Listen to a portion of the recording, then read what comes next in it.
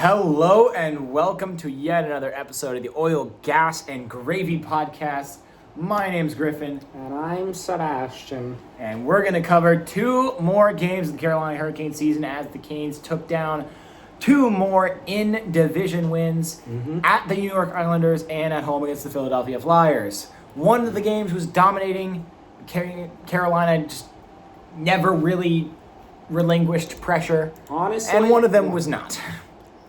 Yet we came away with 4 points. Yes, and somehow. In the end, if you come away with points, that is all that matters. Absolutely. If you find a way to win games, as long as doesn't matter how pretty and or ugly those wins are, a win's a win, and if it gets you to the cup, it gets you to the cup.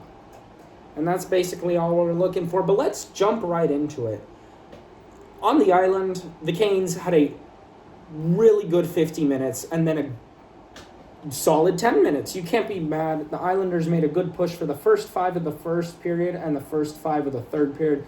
Other than that, it was pure Canes. It was very dominant by this team. They were in the offensive zone. Somehow, New York managed 31 shots, but all those shots were just pepper shots. There was no true threat. For sure. By the Islanders. But, so let's get the scoring breakdown here. All right. So, just not too late in the first period, precisely 12 and a half or so minutes into the first period, Seth Jarvis puts one in the back of the net from Jake Guentzel and Brady Shea. And 2 minutes later, he puts another one in the back of the net to make it 2-0 before, with just 2 seconds to go. Not even. And I believe for the third straight period, the Canes scored in the final minute. This one, Marty Necas on the power play from Brady Shea and Evgeny Kuznetsov. He kind of just skated in between all of the Islanders defenders and just took a shot. Wrister, wicked wrister, top bar. And it goes in. Nasty shot. And then second, we had no scoring, but it was truly a dominant period. Oh, yeah. Carolina dominated possession the entire time. Had pressure most of the time, just had nothing come through. Yeah. So, I mean, Sorokin, he's really an elite goaltender. Absolutely. I mean... Not as good as Pyotr Kochetkov. Obviously not. Stats show it. Indeed. But then Palmieri, he's going to bury a rebound just 4:30 into the third. Indeed. It was a good shot, and then unfortunately he beat his man and was able to skate to the net and bury a rebound. It happens. That takes away the shutout from Pyotr Kochetkov, but nothing more really comes until the Islanders empty their net, in which Jake Guentzel pushes in his second goal as a Carolina Hurricane. He was up to 8 points in his first 5 games as a Cane. That is unreal. Yeah, I think he is one of 6 people in Carolina Hurricanes history to get 8 points in their first 5 games. What do we think about him? And honestly, what do we think about Kuznetsov, too? He had a point streak going prior to today, and so did Guentzel. They both, I believe, Guentzel had 8 and Kuzi had 5 or 6. Yeah. It was impressive from both of them. I really like the way they're fitting in, and honestly, I don't know how Rod cooked it up, but Jarvis, Aho, and Guentzel. That's a line. That's a line. I would not have made that line on my own, but it is working. It is truly working. I think that Guentzel and Kuznetsov have been exactly what Carolina has hoped for them to be. And I think with Kuznetsov, that was a much more unclear result. Like, we did not know if Evgeny Kuznetsov was going to be not terrible. And because he wasn't great. He wasn't great in Washington, and he really needed a change of scenery. And he got that change of scenery. He's really lucky and excited to be in Carolina, and he is killing it. He's an incredible passer. He just creates. I think we've called that line the Necas and the new guys. Necas and the new guys. We also called them NASCAR or something. We call them like they move so fast and he creates so many opportunities. I think with Necas' attacking ability and then the ability of Kuznetsov and who's on that line now? Is it Svechnikov? It's Svech, yes. Svechnikov. Him and Necas, 2 prime goal scorers. And then you have another great goal scorer in Kuznetsov, but someone who's really fluid with the puck and able to pass it.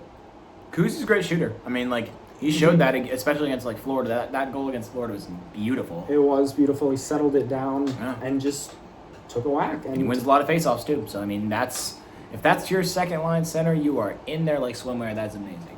It is great. And another player I want to talk about, Seth Jarvis. What a stretch of games he has been having. He has scored in, I believe, what is it now, 6 of his last 7 games with 7 goals. Absolutely. Come on, Jarvie. Let's go party. Scored the first 2 against the Islanders.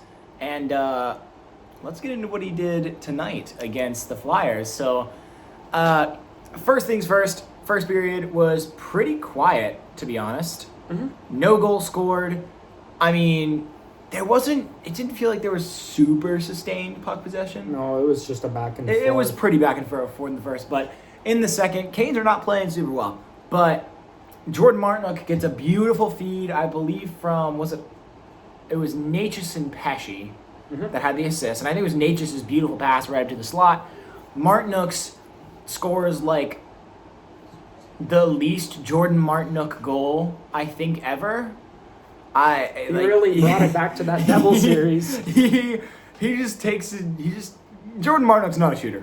He's not known as a shooter. That's not really his game. And he but puts he that bar puts down. one bar down and gives the Canes a 1-0 lead. However, Scott Lofton gets a breakaway, and there was not really much that Freddie Anderson could have done. I think that was a theme this game. We gave away a lot of breakaways. This was similar to Toronto. Toronto, yeah. We found a way to win. And much like Toronto, we won a game that we shouldn't have.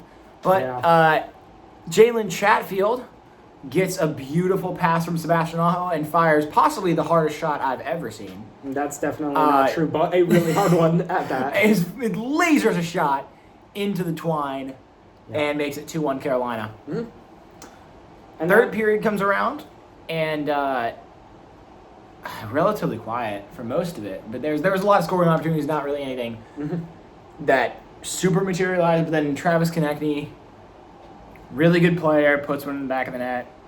Yep. About midway through the third, and it stays at 2-2 until the end of regulation.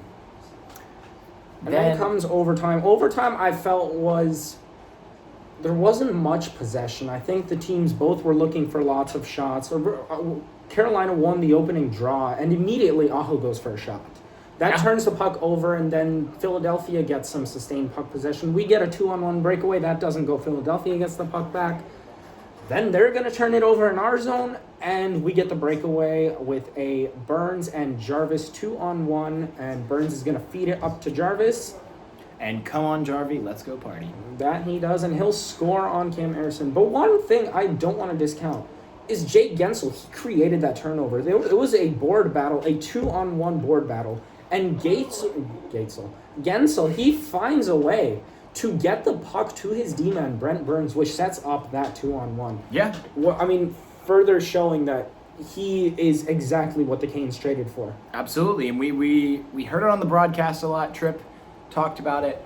Play on the boards was key in this game. We saw assists. I mean, the Martinook goal, not the Martinook goal. Yes, the Martinook goal, yeah. The Martinook goal was basically a board battle that Martinook got free on after the pass and scored. And then you're talking about Gensel winning a board battle to get this overtime win. I mean, Philadelphia's first goal was the result of a one board battle into a breakaway. Yep. I mean, that's at least 3 of the 5 goals in this game coming off of board battles. Yeah, basically. I mean, this game was definitely not our best at any means. Our forecheck wasn't there. I think we look back to the Islanders game. That's the hockey we aspire to play. Yeah. That hockey, dominating. We played in their end of the ice. We won almost every board battle. The Isles could not sustain any sort of puck possession in our zone, and that's what you look for. Absolutely. And this game, it felt like, I mean, granted, Philadelphia is desperate. Washington is coming for that number 3 spot. Slipping in the standings. If Washington wins the next 2 games, I believe they're ahead of the Flyers. I think that's how it works, yeah. And Washington has 2 games. Now, on Carolina, Oh, that's is right. going to Washington tomorrow. That's so right. we certainly don't hope that Washington wins 2 games. Yes. But I really don't think it matters when it comes to the playoffs whether or not it's Washington or Philly. But I have to say, it would be really sweet to be in the playoffs and have Evgeny Kuznetsov destroy his old team. That would be fun. That would be fun. But speaking of the playoff race, Carolina is 5 games away from clinching a spot. Rangers are 4. 5 games in that if of Washington's remaining games and of Carolina's remaining games, if we win 5 or they lose 5 or any combination that ends up 5 games in our favor, we have officially clinched a playoff spot. And for the Rangers, it is 4. We are only 2 points behind the Rangers. And the Rangers are 1 point out of President's Trophy. Yeah. So Rangers beat Boston tonight, so we are very well in the race for Presidents. they're 1 back of Boston for the Presidents, and Carolina's now 3 back of Boston, points-wise. Mm-hmm. And both the Rangers and the Hurricanes have a game in hand against the Bruins. So, I mean, if Carolina... I think that the worst possible outcome of this last stretch is Carolina winning the division but not getting Presidents. I also think that. I think if you want... the best scenario is for Carolina to either play someone in the Metro... Yeah, which would be Philly or Washington, which is a series I'm totally down for. As the 2 seed, or play what's looking like Detroit, but you can't even say that because Detroit is falling off. Whoever wins the Presidents is going to have a team that didn't want their playoff spot, because nobody who is in the running for that second or that third wild card spot, the second wild card spot, second wild card spot. No one who's in the running for that second wild card spot seems to want it at all. Like they're all trying to lose. Mm-hmm. It feels like even Philly. Philly doesn't want to win the division or like win top 3 in the division. It looks like.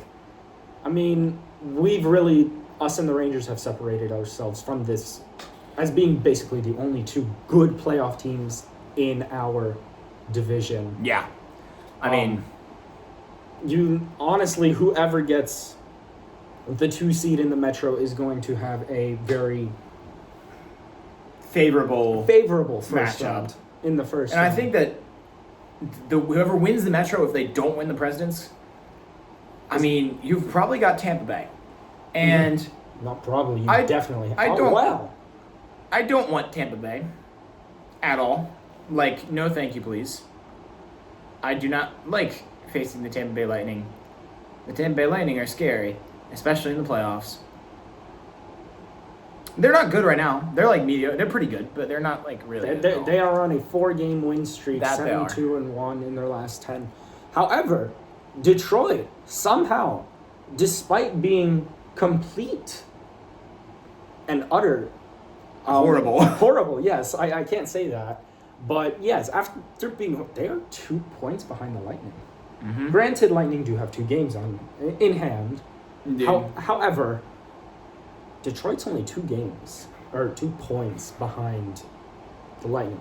So honestly, all of these wildcard teams, they don't look like they want to be in the playoffs. And I think, to be honest, only the top 2 in the Eastern Conference of each division really have solidified themselves as playoff teams. And maybe the Leafs.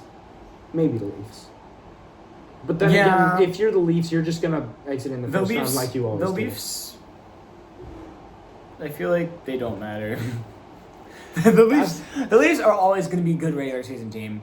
They're just going to be horrible when the playoffs come. That's just how they work. Dallas... And I think with this win, Carolina is better than the entire West. Yeah. Except Vancouver. Vancouver, same amount of points, except they got a game in hand. Yeah, Vancouver's 6-4 of their last 10. They're fine. They're doing fine lately. But they don't really need to do much because they were scorching for most of the season, and that's a really good team. Yeah. Pedersen, Hughes, Lindholm, I mean, like, that's a stacked roster. Demko is a Vezina candidate, if not the front runner. It's either him or Hellebuck.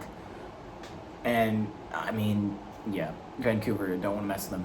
And one other team in the West you don't want to mess with, the Avs. Winnipeg Jets and the Avs. The Avs are looking terrifying. They're 9-1 in their last 10. Yeah, and they're on a 7-game win streak. Nathan McKinnon is MVP. doing Nathan McKinnon things. Who is your MVP?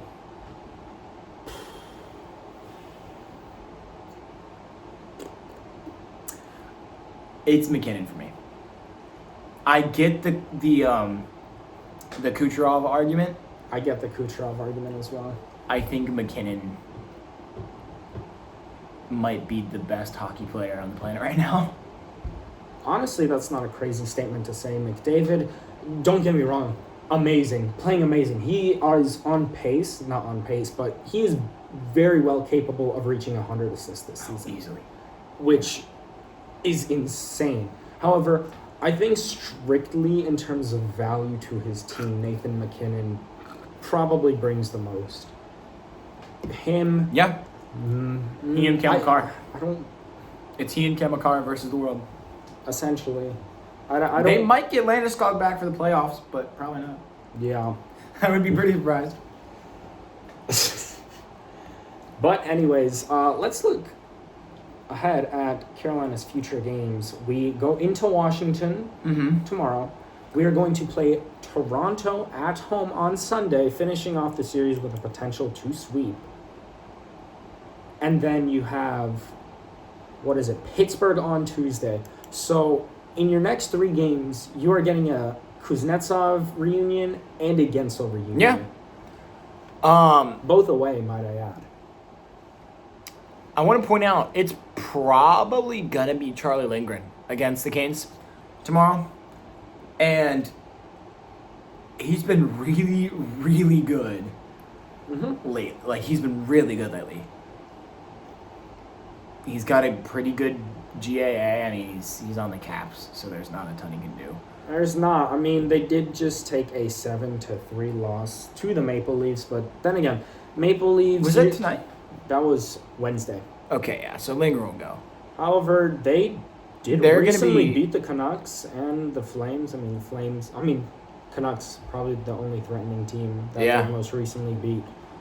But they are going to be without Tom Wilson, most likely, for tomorrow's game, because Tom Wilson had what looked like, I won't say fully incidental high stick, but it was a hard high stick, and it didn't look like it was like intentional Tom Wilson being a jerk.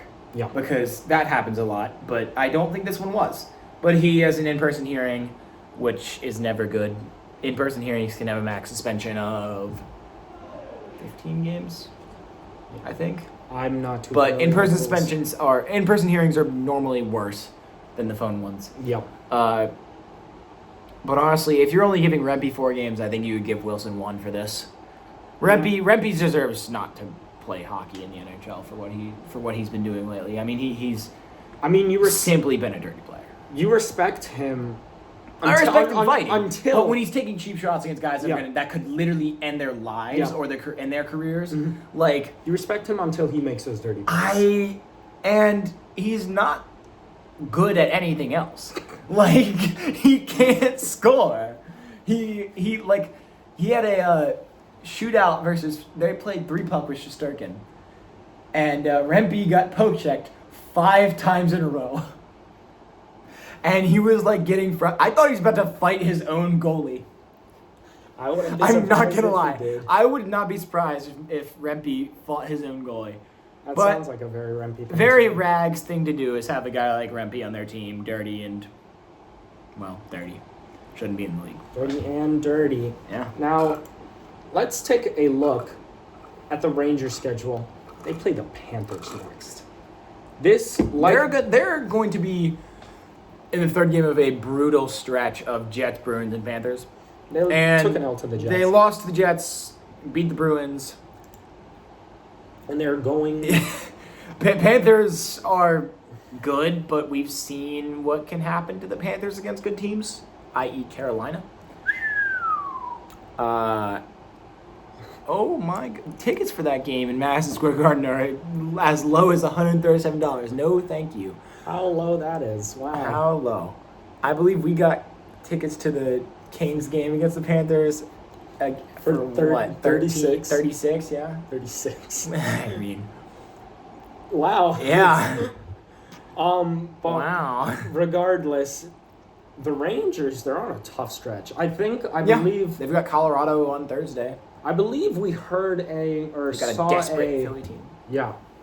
We saw a graphic that showed us just how. Sorry, we're looking at the ticket prices for the Arizona game in Mullet Arena, and it's $180 minimum. That's ridiculous. In Mullet too. No tickets in Mullet should be anything above $100. Even like glass tickets, bro. Mullet is charming, but not an NHL stadium. Yeah. But I believe we did see a graphic showing strength of schedule remaining. Rangers, I believe, were up there. I think they were 13th. Yeah.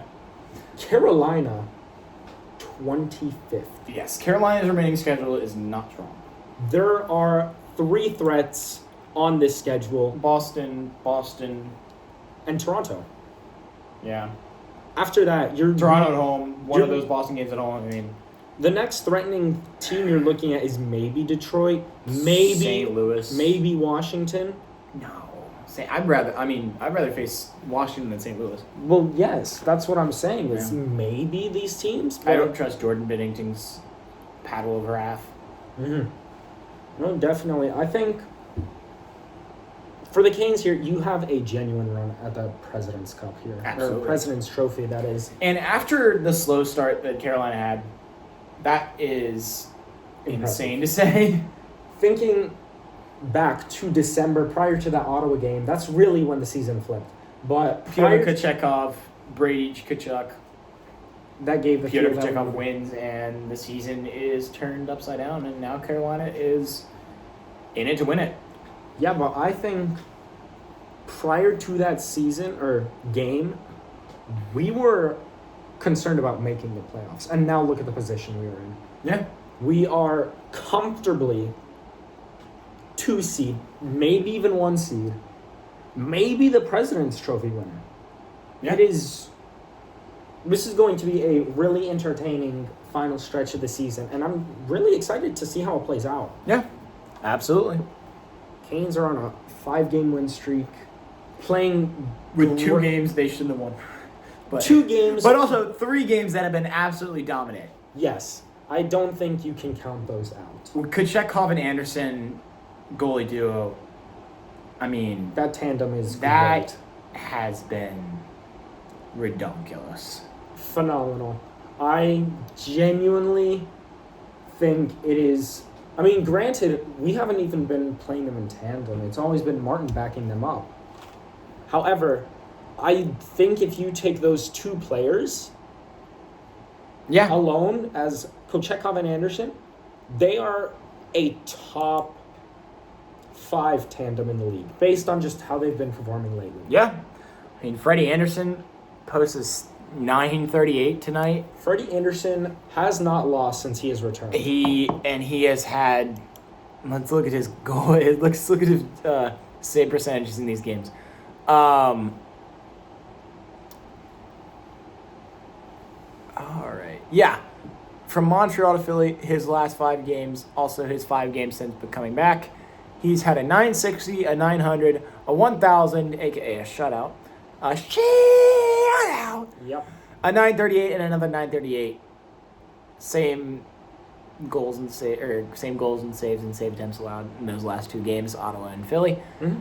I mean, I don't know what the math is for that, but I know it's really good save percentage. Definitely, and I think you look at Kochekov too. Kochekov has been nails lately too. Pull up his statistics here. In his last, let's look at it, few games. If we Winnipeg doesn't count. That was the defense fault. Even Winnipeg, he played a solid Yeah, he game. played good against Winnipeg.